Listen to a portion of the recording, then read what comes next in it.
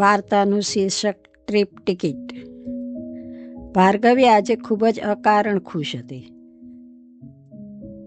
ઘણા જ સમય પછી તેને મુક્તિનો અહેસાસ થયો હતો. પતિને તે આજે જાણે ભૂલીને જ માલતી થઈ ગઈ એ એને ખૂબ ગમ્યું. બાળકો નીલ અને નયન હવે જાણે ઘણું જ શીખી ગયા હતા. આજથી 4 વર્ષ પહેલાંની વાત. વહેલી સવારે ભાર્ગવી દોડાદોડ ટોયલેટ જવા ગઈ કે પગ લપસ્યો. થોડો મચકોડાઈ ગયો હોય એવું તેને લાગ્યું. તેણે ન ગણકાર્યું. રૂટીન કામે તે લાગી ગઈ.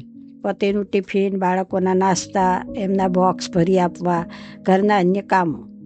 કામ માટેની બાઈ તો પોતાનું એક કામ હતું તે કરીને ચાલી ગઈ. પોતે થોડી પરવારી નજીકના દવાખાને જઈ આવી. થોડા દિવસ ડૉક્ટરે કસરત કરવા આવવા કહ્યું અને દવાઓ લખી આપી. ભાર્ગવીએ કોર્સ પૂરો કર્યો. થોડો ફરક પણ જણાયો. પતિ, બંને બાળકો આ જોઈ રહ્યા હતા, પણ મદદે આવવા કોઈ તૈયાર ન હતા. કેમ, ભગવાન જાણે. ભાર્ગવી ચૂપચાપ બધા જ કામકાજ કરવા લાગી, પણ તેણે હવે મનથી પતિ અને બાળકો વચ્ચે થોડું અંતર બનાવી લીધું. પતિની આવક ઘણી જ સારી હતી તે સારી રીતે જાણતી હતી, પણ વર્ષોથી 25 વર્ષથી તેણે ઊભા પગે જે સેવા આપી હતી તે હવે ધીમી પડી ગઈ હતી અને સામે પક્ષે અપેક્ષાઓ વધતી જતી હતી. આ પૂરું કરતાં તો હવે હાફ ચડી જતો હતો. ભાર્ગવીએ મનમાં જ ધીમે ધીમે તોડ કાઢવો શરૂ કર્યો. અઠવાડિયામાં 3 દિવસ સવારમાં બહારથી જ ચા નાસ્તો મંગાવી લેવા, પોતે શાંતિથી ભગવાનના ભજન કરવા, થોડા કસરત કરવી કે યોગા કરી લેવા. બપોરે અનેકવિધ રસોઈના બદલે સાદું જ ભોજન, રોટલી, શાક, સલાડ તૈયાર કરવા. રોજે રોજ મેવા, મિષ્ટાન કે ફરસાણથી ટેવાયેલા બાપ અને દીકરા તો મૂંઝવણે ચડી ગયા, પણ કંઈ બોલતા નહીં.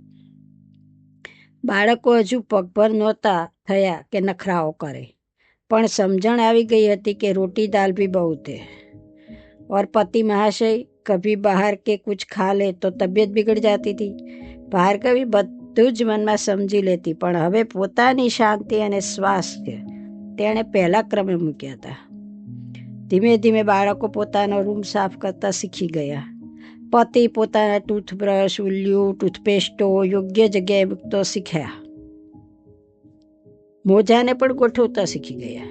ભાર્ગવી ફક્ત કામવાળી પાસે પોતાનું કામ યોગ્ય રીતે કરાવી લેતી, એટલે બાપ દીકરા પોતાના મેલા કપડાં કે એઠા વાસણ ચોકડી સુધી મૂકતા થઈ ગયા. 4 વર્ષ પછી આજે સૌના રૂમમાંથી એક ચિઠ્ઠી મળી આવી. પતિના રૂમમાં. હું તમારી પત્ની ભાર્ગવી. તમારે મારી સાથે ટ્રીપ પર આવવું હોય તો કપડાની બેગ તૈયાર કરી રાખજો. વળી સવેળા જણાવજો. હું આવતા ગુરુવારથી 4 દિવસ ઘર પર નહીં મળું. વાલા દીકરા નીલ અને નયન, તમારે તમારી માતા સાથે ટ્રીપ પર આવવું હોય તો પૂરી તૈયારી સાથે 4 દિવસ આવી શકશો. ખર્ચો મારા તરફથી, પણ મારી શાંતિનો ભંગ ન થવો જોઈએ. નહીં તો પછી ઘર સંભાળી ઘરમાં જ રહેજો. ઘર બધાનું છે, ઓકે? અને આવો તો ટ્રીપમાં નાસ્તો અને ખાવાનું કંપનીની ટ્રાવેલ બસ આપવાની છે. જેને આવવું હોય તે જણાવે તો હું થોડો વધારે કોરો નાસ્તો લઉં. કલાક પછી બાપ દીકરા ત્રણેય ભેગા થયા. ભાર્ગવી ખરેખર પોતાના રૂમમાં આનંદથી ઇયરફોન પર ગીતો સાંભળતી હતી. ત્રણેય પોતપોતાના રૂમને વ્યવસ્થિત કરી, થેલા તૈયાર કરી સાથે જ તે ભાર્ગવીના રૂમમાં પહોંચ્યા. ત્યારે હજુ ભાર્ગવીને પગમાં થોડું કળતર તો થતું જ હતું. તે તો તેની દવાઓ લેતી હતી. બાળકોની આંખમાં આંસુ આવી ગયા. પતિ લજવાઈ ગયો, પણ ભાર્ગવી ચૂપ જ રહી. મમ્મી, અમારે તમારી સાથે આવવું છે. ફરી દીકરાઓ માને વળગી બોલી ગયા. મમ્મી, અમારે તમારી સાથે આવવું છે.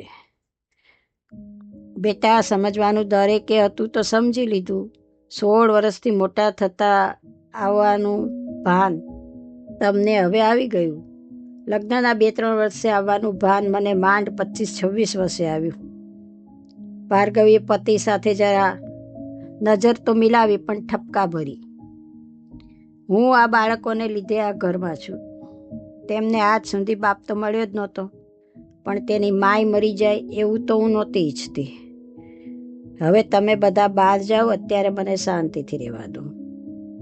પતિએ તો ધાર્યું પણ નહોતું કે ભાર્ગવી આટલી હદ સુધી સ્વનિર્ભર છે. પછી મનમાં વિચાર્યું કે 2 વારના ઓપરેશનોમાં હું તો ક્યાં હાજર જ હતો.